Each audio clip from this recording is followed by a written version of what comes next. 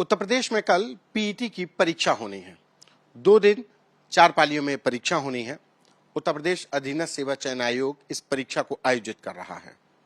हमारे साथ बात करने के लिए आयोग के चेयरमैन प्रवीण कुमार जी हैं। सर, सबसे पहले तो ये इतनी बड़ी परीक्षा हो रही है और हर परीक्षा में अमूमन ये कहा जाता है सॉल्वर गैंग और पेपर लीक कराने वाले सक्रिय होते हैं। इस बार आप लोग किस तरीके से तैयार हैं कि आपकी ये परीक्षा की शुचिता न भंग हो? देखिए, हमारी ये सर्वोच्च प्राथमिकता है कि किसी भी दिशा में हम लोग परीक्षा की जो शुचिता है, जो पारदर्शिता है, उसको प्रभावित ना होने दें। और इस दिशा में मुझे अत्यधिक प्रसन्नता है कि हमारे आयोग ने बहुत अच्छे प्रभावी कदम उठाए हैं और उनका बहुत अच्छा परिणाम भी आया है। देखिए, जब अनियमितता की बात होती है, 2-3 तरह की बातें आती हैं सामने। पहली बात तो जो एक होता है, कहते हैं पेपर लीक वाली बात है। तो पेपर लीक ना हो, इसके लिए हम लोगों ने काफ़ी व्यवस्था बना रखी। कुछ बातें गोपनीय, कुछ बातें मैं बता सकता हूँ। क्योंकि जैसे जितने हमारी 4 पालियों में एग्ज़ाम हैं, तो हमने मल्टीपल सेट्स बनवाए हैं। 4 के मुकाबले कई ज़्यादा बनाए हैं और वो सारे हमारे कोषागार में रखे हुए हैं।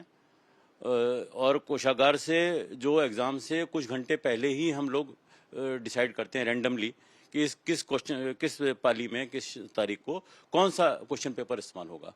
तो स्वयं मुझे भी नहीं मालूम रहता कि 28 तारीख की पहली पाली में कौन सा पेपर सेट होगा, दूसरी में कौन सा होगा। रैंडमली कुछ उस समय आयोग से हम लोग तय करके उसे सूचित कर देते हैं। तो वही पेपर फिर कोषागार से निकलता है, जिसको कि पुलिस एस्कॉर्ट के साथ और मजिस्ट्रेट के साथ परीक्षा केंद्रों तक पहुंचाया जाता है। और वहाँ पे भी जो उसमें हमारी और उसमें एक्स्ट्रा लेयर्स हमारी रहती हैं कि जो ट्रंक भेजा गया है उसमें भी 2-2 ताले लगाए जाते हैं। एक तो ताले चाबी वाला होता है, जिसकी चाबी साथ में भेजी जाती है। दूसरा एक नंबर लॉक होता है और नंबर लॉक का कोड हम लोग परीक्षा प्रारंभ होने से मुश्किल से 1 घंटा पहले, जैसे 10 बजे एग्जाम है तो हम 9 बजे ही उसका कोड देते हैं। तो 9 बजे से पहले तो ट्रंक को खुल ही नहीं सकता है और उस बार फिर 9:30 पे तो एंट्री बंद हो जाती है और फिर 10 बजे से एग्जाम प्रारंभ हो जाता है। ऐसी आफ्टरनून की मीटिंग के लिए भी हम 1 घंटा पहले 2 बजे उसका कोड देते हैं। और उसके बाद जो है, जो क्वेश्चन पेपर है उसमें हम लोगों ने ये व्यवस्था की है कि जो भी क्वेश्चन पेपर हैं वो सारे सील्ड पैकेट्स में होते हैं। 24-24 के पैकेट होते हैं। प्रत्येक क्वेश्चन पेपर इंडिविजुअली सील्ड होता है। वो क्लासरूम में जब जाते हैं तो वो सील्ड कवर में ही जाते हैं, टेम्पर प्रूफ लिफाफे में। उनको क्लासरूम में बच्चों के सामने ही 2 बच्चों के साइन करा के, जैसे इलेक्शन में होता है पोलिंग एजेंट के साइन करा लिए। तो हमारी जो बेस्ट सेफ गार्ड हैं वो हमारे अभ्यर्थी ही हैं कि वो सुनिश्चित करेंगे भाई कॉम्पिटिटिव एग्जाम है, कोई गलत इसमें काम ना होने पाए। तो हमारी व्यवस्था तो रहती है। और सारे सीसीटीवी कैमरा आपने देखा है, लगभग इस परीक्षा में 24,000 से ज़्यादा सीसीटीवी कैमरा हम लोग इस्तेमाल कर रहे हैं। लगभग 80,000 से ज़्यादा इसमें कार्मिक इसमें हमारे लगे हुए हैं। तो पूरी और यहाँ से हमारे लाइव मॉनिटरिंग का पूरा आपने कंट्रोल रूम में भी देखा होगा। कंट्रोल रूम से हम लोग एक जगह की मॉनिटरिंग कर रहे हैं, सारे गेट पे, सारी कॉरिडोर्स में, वहाँ कंट्रोल रूम में, हर एक परीक्षा कक्ष में, सबकी लाइव मॉनिटरिंग, सबका रिकॉर्ड हमारे पास रहता है। तो जो भी है वहाँ पे क्लासरूम में ही खुलेगा पर्चा और एग्जाम होने के बाद क्लासरूम में ही दोबारा सील करा जाएगा। तो इवन जो प्रिंसिपल के कमरे से क्लासरूम तक, जो एग्जामिनेशन हॉल तक है, वो भी सील्ड अवस्था में ही जाएगा और सील्ड अवस्था में ही बाहर आएगा। सॉल्वर अक्सर तमाम जो इलेक्ट्रॉनिक डिवाइसेस हैं, कानों में लगा करके जो सॉल्वर कराने वाले गैंग हैं पेपर्स, वो बहुत एक्टिव होते हैं। तो इस बार सॉल्वर गैंग से कैसे? कई बार दूसरे बच्चे एग्जाम दे देते हैं, तो इस बार क्या डिफरेंट करने वाले हैं? बताइए आपको क्वेश्चन पेपर वाली बात।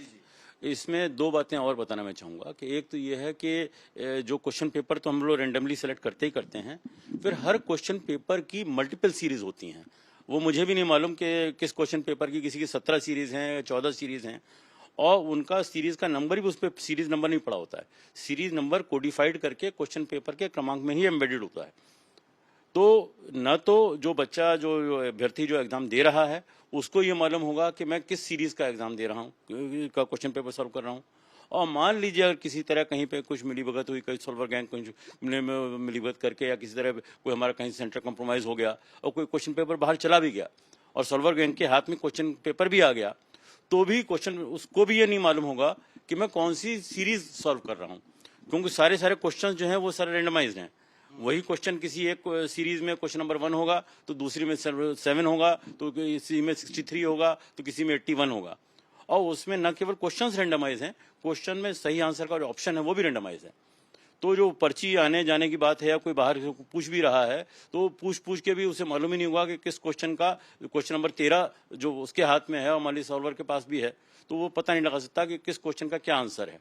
लेकिन जब सॉल्वर ही एग्जाम देने लग गए तब क्या करेंगे? उसके लिए भी एक तो बात यह है कि एक तो इस तरह की चीजें, क्वेश्चन पेपर हमारा पहली बात बाहर जाने ना पाए, सबके मोबाइल फोन जमा करा लिए जाते हैं, सब पूरी तलाशी करके भेजा जाता है।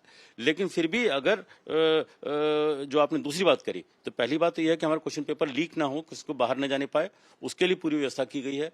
अगर बाहर चला भी जाए तो वो किसी काम का ना हो, किसी भी अभ्यर्थी या सॉल्वर गैंग के काम का ना हो, क्योंकि उसका कोड में कौन से कोड की सीरीज का ये नहीं मालूम। फिर हम लोगों ने इस बार जो है पिछले 2-3 एग्जाम से हम लोगों ने एक आर्टिफिशियल इंटेलिजेंस बेस्ड जो है हम लोग फेशियल रिकॉग्निशन सॉफ्टवेयर इस्तेमाल कर रहे हैं, उसके बहुत ही अच्छे परिणाम आए हैं। और उसमें जो आर्टिफिशियल इंटेलिजेंस बेस्ड सॉफ्टवेयर है हमारी, तो वो उस अभ्यर्थी ने फोटो अपलोड की है अपने फॉर्म में और जो एग्जाम देने आया है, मान लीजिए एक्स के बदले में वाई आदमी आ गया, कोई दूसरा बच्चे को, ये भी होता है सॉल्वर गैंग ने किसी दूसरे आदमी को बैठा दिया गया।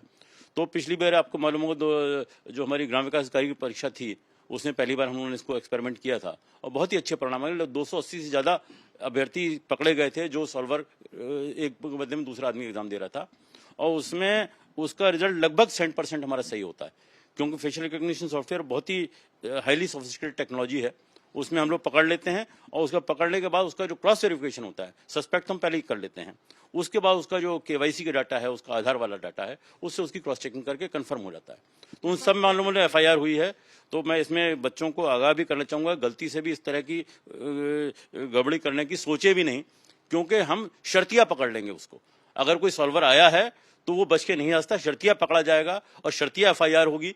वो जो सॉल्वर देने आया है वो भी पकड़ के जेल जाएगा और जिसने अपनी जगह पे भेजा है सॉल्वर को वो भी जेल जाएगा। तो इस तरह की सारी कार्रवाई हमारे पहले एग्जाम में भी चल रही है और इस बार भी अगर कोई इस तरह की दुस्साहस करता है तो निश्चित रूप से पकड़ा जाएगा। आपने बच्चों को सीधे संदेश दे दिया कि मेहनत के दम पे ही परीक्षा पास होगी, लेकिन इस बार आइरिस का भी इस्तेमाल आप लोग कर रहे थे कि आइरिस का क्या है, कैसे है? नहीं, आइरिस स्कैन आंखों की पुतली, दो तरह की चीजें होती हैं। एक तो ये थंब इंप्रेशन से होता है, अंगूठे के निशान से, दूसरा आइरिस स्कैन से होता है। तो थंब इंप्रेशन में भी कई बार होता था मैच करता है नहीं करता, कि उसमें एरर्स आ रहती थी और उसमें ये भी रहता था कि उसमें लोगों को ये भी आता था कि वो अपने अंगूठे के ऊपर कुछ लेकर आके आ गए, कुछ करके आ गए। आइरिस में वो संभावना लगभग शून्य हो जाती है और आइरिस का डाटा भी आपको मालूम आधार में स्टोर्ड है और थंब इंप्रेशन का भी है। तो जो सस्पेक्ट्स का जो हम लोग क्रॉस वेरिफिकेशन उसका EKYC करते हैं तो वो आधार डाटा से मैच करके करते हैं, उसमें 100% बच्चे पकड़े जाते हैं और ये सारे मामलों में FIR हुई है। पुराने मामलों में सभी पुराने जितने भी एग्जाम हैं उनमें भी कराई है और इसमें भी अगर कोई इस तरह का दुस्साहस करता है तो पकड़ा जाएगा।